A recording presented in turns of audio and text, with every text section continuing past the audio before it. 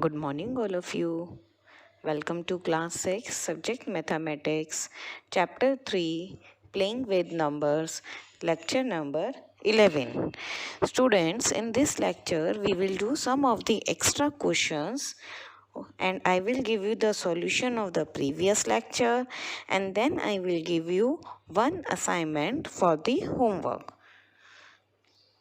See the extra question. Question number 1.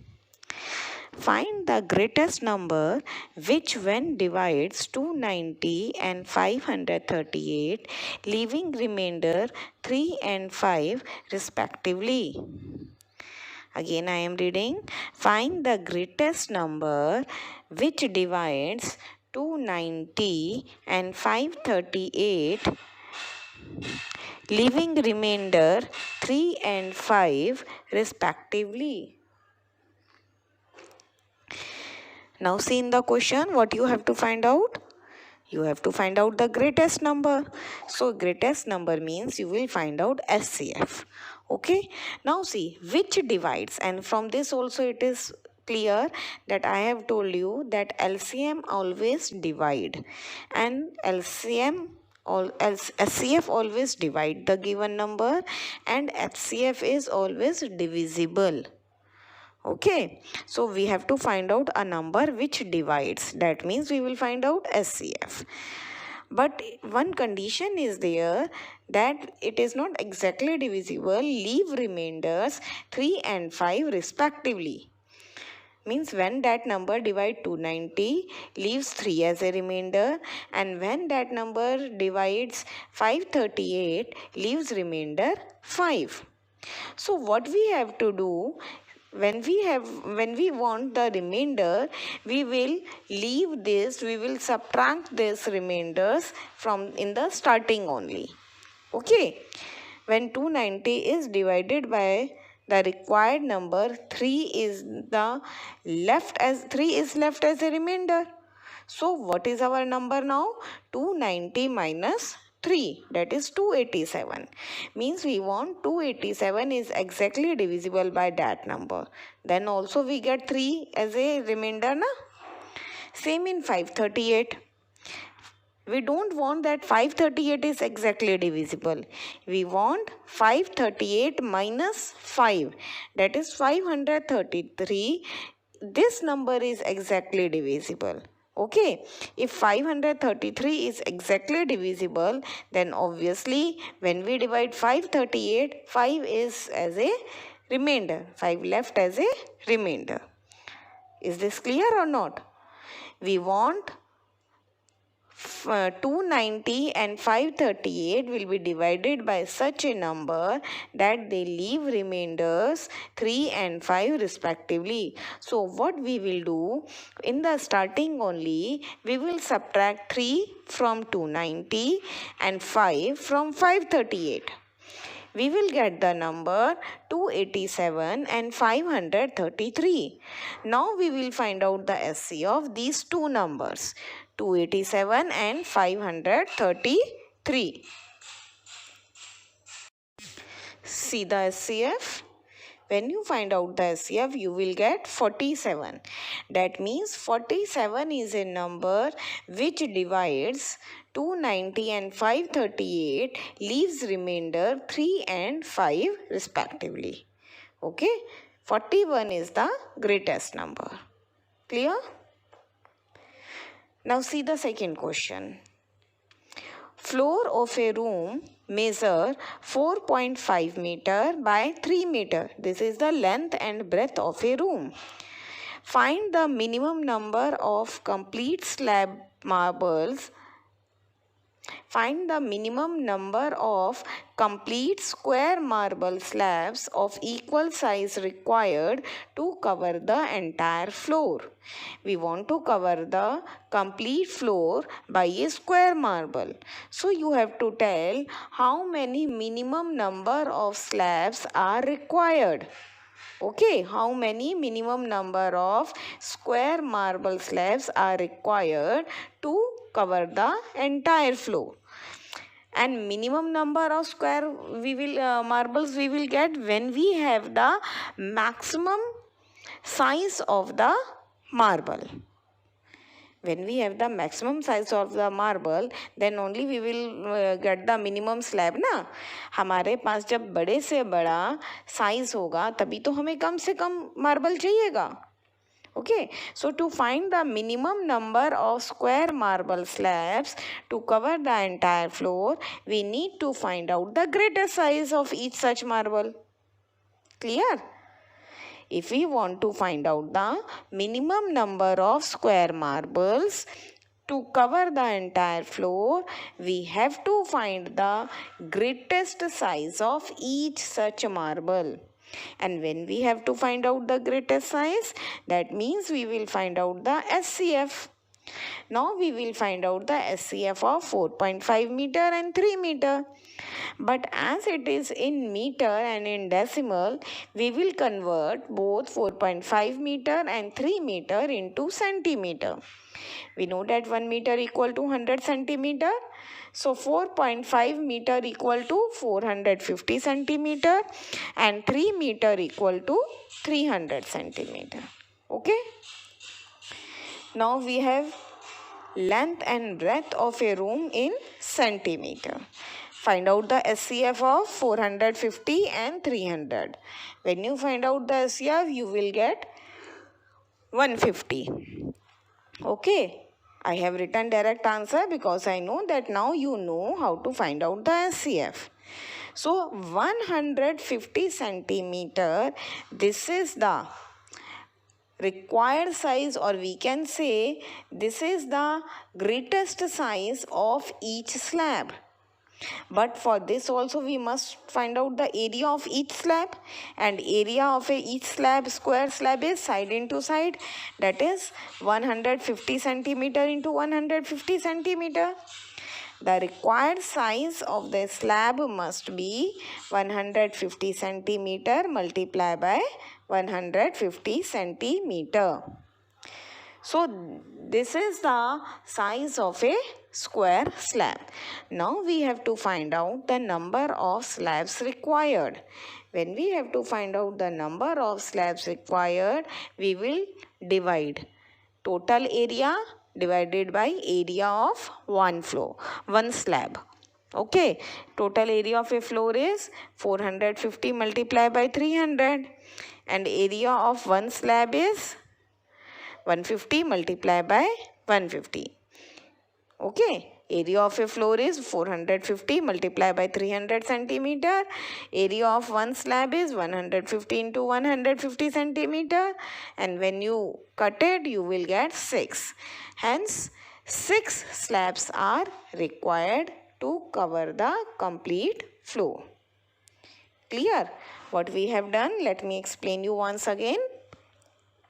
First of all, we will convert both length and breadth of a floor into centimeter. Okay, as it is given in the meter. You will get 450 centimeter and 300 centimeter. Now we have to find out the minimum number of slabs required which cover the entire floor, and the minimum number of square marbles, minimum number of slabs required for this. We want the greatest size of the marble, greatest size of the each slab. So greatest size means we will find out the SCF. So find out the SCF of the length and breadth of a floor, that you will get 150. This means this is the one side of a square slab. Find out the area of a square slab. It is 150 into 150. Now you will find out the number of slabs required. It is area of a floor divided by area of one slab. Okay, you will get 6. 6 slabs are required. Clear? Now see your homework. Your homework is to do the assignment. Only these 2 questions are sufficient for today's classwork. Listen these 2 questions twice and thrice till you will not understood. Okay? Then you will do the assignment.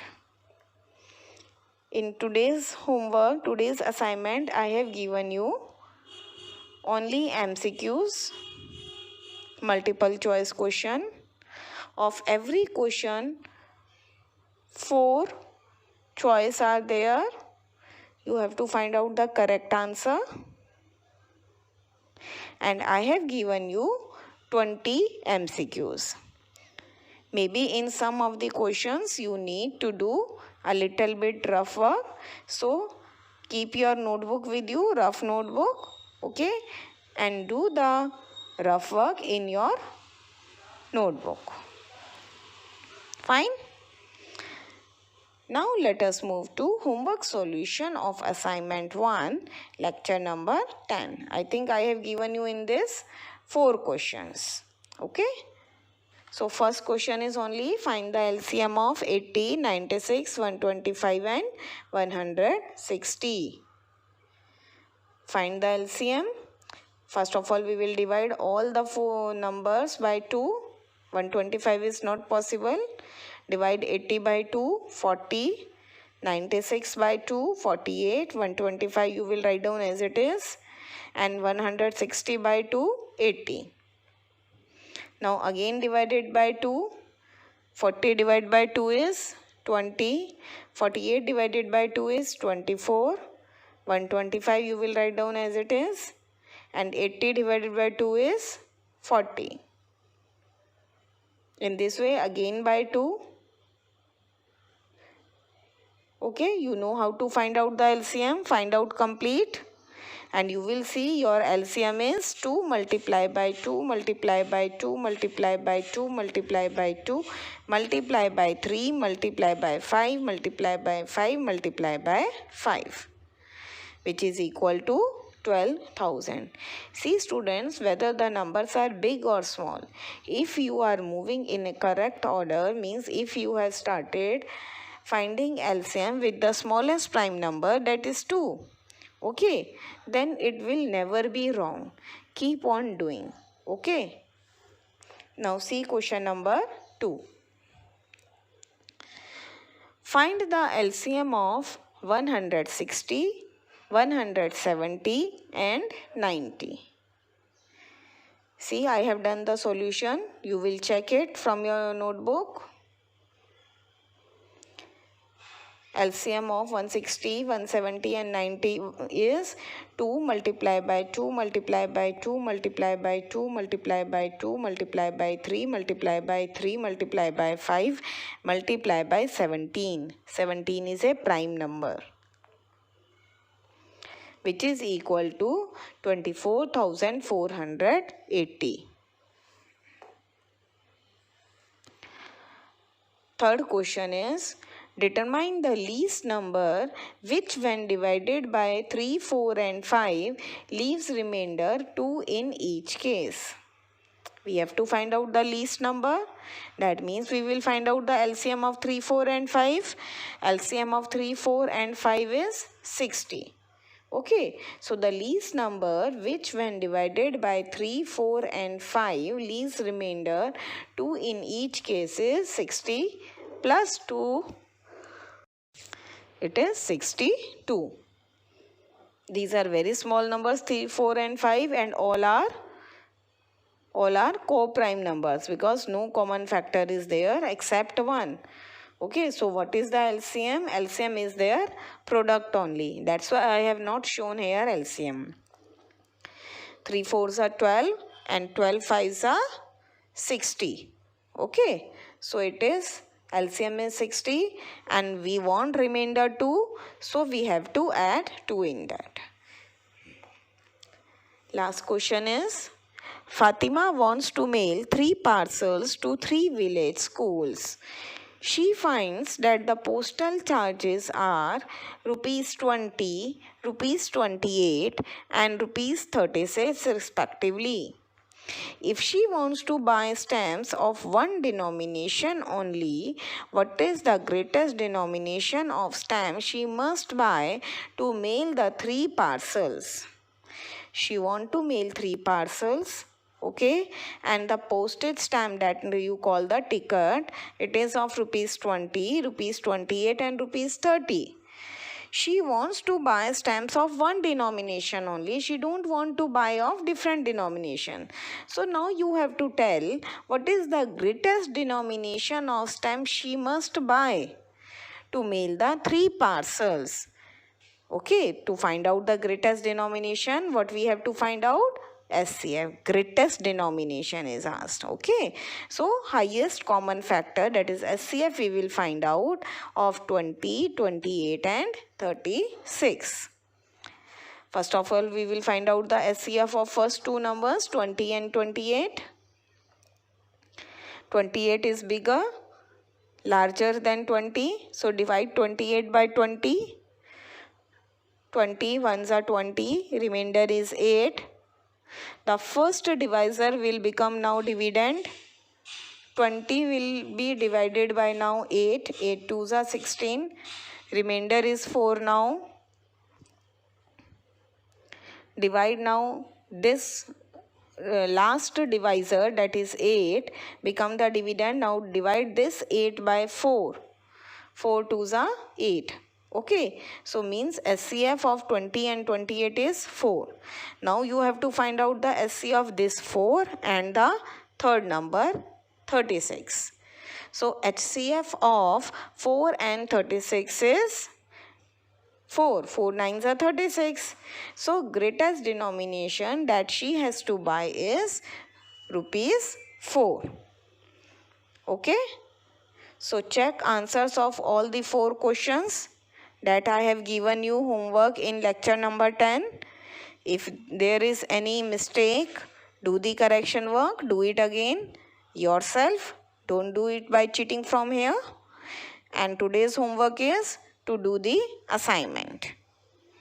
Thank you.